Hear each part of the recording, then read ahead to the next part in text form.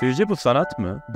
Bu ya da bu? Çekinmeden hızlıca cevaplayın lütfen. Bunların sanat olduğu görüşünde birleşiyorsanız eğer, bir de şimdi göstereceklerime bakın. Çıplak vücutlarla boyanmış mavi boyalı bir çalışma. Sadece siyah bir kare ya da hazır olun duvara bantlanmış sıradan dümdüz bir muz.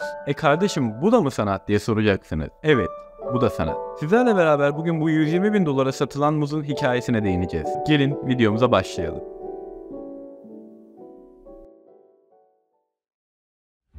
Hatırlarsınız, birkaç yıl önce sosyal medyaya düşen bu muz büyük bir fenomen olarak aklımıza kazındı ve sadece özelin değil, genelin dikkatini çeken bir konu oldu. Peki bu muz neyi çağrıştırıyordu? Kimileri anlamsız buldu, kimileri muzun cinsel bir anlamı olabileceğini düşünerek penise benzetti, kimileri ise tamamen saçma buldu. Maurizio Cattelan tarafından yapılan ve postmodern bir sanat eseri olarak yorumlanan bantlı muz, Miami'deki bir süpermarketten alınan bir adet muz ve 15 santim uzunluğunda bir koli bandından ibaretti. Söz konusu eserin fonu sadece beyaz bir duvar. Aklınıza şu soru takılmış olabilir. Bunu yapan adam yeteneksiz biri mi? Eserin sahibi Maurizio Cattelan isimli İtalyan sanatçımız ironik, mizah dolu ve hiciv dolu eserleriyle tanınıyor. Şimdi sizlere eserlerinden birkaç tane örnek vereceğim. Burada İtalya'nın Milano kentindeki bir borsa binası önünde bulunan orta parmağı dışında tüm parmakları kesilmiş bir heykel görüyorsunuz. Burada sanatçının en basit anlamda mali kurumlara karşı bir protesto yaptığı düşünülüyor. Eserin adı ise Aşk. Eleştirel anlamlar taşıyan diğer önemli eserlerini görüyorsunuz Cattelan'ın.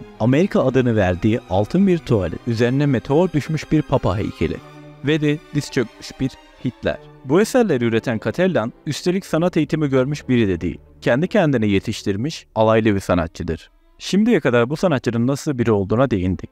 Espri anlayışı olan, ironiyi ve mizahı eserlerinde iyi kullanan, becerikli bir sanatçı. Ancak kullanmasını çok iyi bildiği bir şey daha, medya. Bu eseri 7'den 70'e herkese duyuran şey medyanın ta kendisi. Zaten Mark Hudson isimli bir eleştirmen, bütün bu yaşanan olayların bir sanat komplosu olabileceğini ifade etmiş.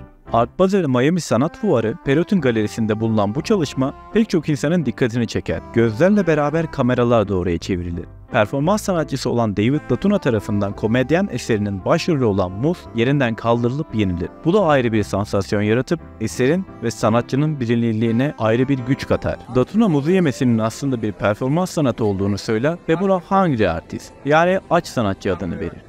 Muzu ise çok lezzetli bulduğunu sosyal medya gönderisinde belirtir. Şimdi bu adam muzu yedi. Ne olacak? Muzu değiştiresin olur biter. Muz kullanım kılavuzunda yazıyor. Aslında bu fikir bile, yani eserdeki nesnenin zamanla değiştirilebileceği fikri bile çok yaratıcı bir fikir. Şimdi ise birazcık düşünme zamanı arkadaşlar. Ben bu eserle ilk karşılaştığım zaman lisedeydim. Lise yıllarımda bu eseri gördüğüm zaman olur öyle şeyler deyip geçmiştim. Ancak üniversite zamanımda tekrar karşılaştığımda ikinci pisuvar yorumunu yaptım. Şimdi ikinci pisuvar ne? Bakalım göreceğiz. Marcel Duchamp, sanatı yok etmeye kalkışan dadacı akımın en önemli temsilcilerinden biri. Hazır bir pisuvarı alıp üzerine bir sanat eseriymiş gibi imza attı. Ve de adına dedi ki, Çeşme. Ne kadar enteresan değil mi? Olayı görüyor musunuz arkadaşlar? Aslında kabul edilemeyecek bir davranış. Sen git, pisuvarı oradan satın al, üzerine imza at. De ki benim eserim bu. Farklı bir yaklaşım. İşte bu ve bunun gibi eylemler sanatı yok etmedi ve de aşağılamadı. Sanatı yeniden sorgulattı. Sanat sadece güzellikten ve biçimden mi oluşmalıydı yoksa arkasındaki düşünce eserin dış görünüşünden daha mı önemliydi? İşte bu noktada tam da muzumuza dönüyoruz. Burada Duchamp'ın yaptığı sorgulamanın günümüzde olan etkisini görüyor. Muz nesnesi hem cinsel organı çağrıştırır hem de şakacıdır. Mesela elma onun gibi değil. Elmanın üstüne basıp kayamazsın. Onu bir komediye alet edemezsin. Hani isimler arasında da vardır bu durum. Kamil ismiyle Hakan ismi birbirinden farklıdır. Bu durum bu eserde de geçerlidir. Bu çalışmayı sanat eseri yapan şey bir kavram ve bir düşünce. Demin de bahsetmiş olduğum gibi. Anlamını sabahlara kadar düşünmenize gerek yok. Alaycı olduğunu ve adı gibi bir komedyen olduğunu bilin yeter. Sizlere sanatı sorgulattı ve de tartıştırmayı başardıysa bu eser başarılı olmuş bir eserdi. Hem güldürdü hem de düşündürdü.